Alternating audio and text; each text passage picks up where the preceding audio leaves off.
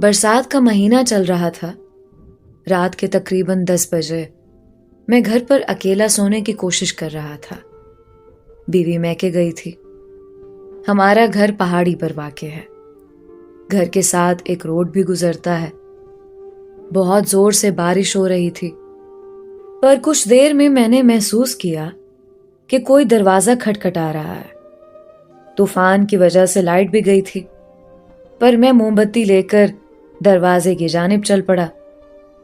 دروازے کے پاس پہنچ کر دروازہ کھولنے سے پہلے دروازے سے کان لگایا کہ سچ میں کوئی دروازہ کھٹکھٹا رہا ہے یا پھر میرا وہم ہے۔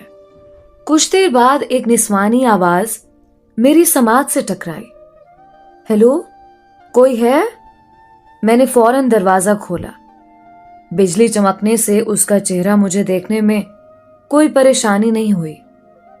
وہ ایک خوبصورت 22 سے 23 سال کی دوشیزہ تھی۔ چہرے اور لباس سے لگ رہا تھا کہ اچھے گھر کی ہے۔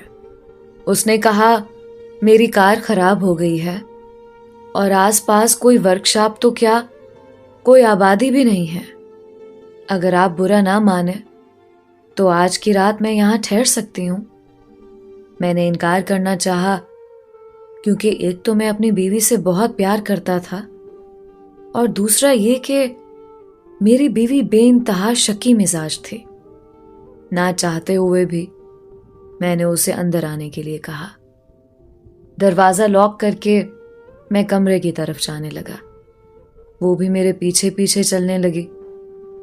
میں نے ایک کمرے کی طرف اشارہ کر کے کہا، آپ اس کمرے میں رات گزار سکتی ہیں، اور وہ کمرہ میرا ہے۔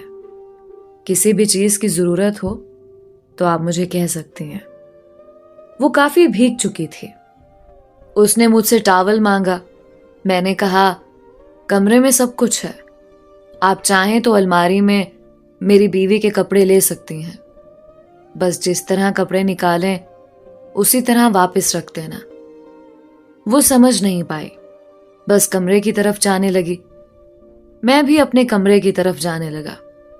کمرے میں آ کر میں نے کمرہ اندر سے لاک کیا اور موم بتی بجھا کر لیٹ گیا، اور سوچ رہا تھا کہ اگر میری بیوی کو پتہ چل گیا کہ میں نے ایک اجنبی لڑکی کو گھر میں پناہ دی تو وہ میرے ساتھ کیا سلوک کرے گی۔ اس سوچ سے ہی میرے رونگٹے کھڑے ہو گئے، پر اب کچھ نہیں ہو سکتا تھا۔ لڑکی دوسرے کمرے میں تھی، اس کو نکالنا صحیح نہ تھا۔ اسی سوچ میں تھا کہ میرے کمرے کا دروازہ کسی نے کھٹکھٹایا۔ میں نے کہا، جی ابھی آیا۔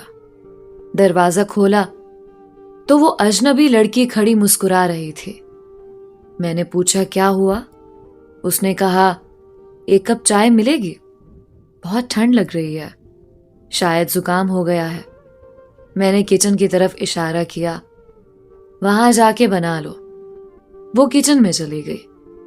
میں اپنے کمرے میں واپس آ کر لیٹ گیا۔ کچھ دیر بعد دروازہ کھلا۔ آپ کے لیے بھی ایک کپ لائی ہوں، اس نے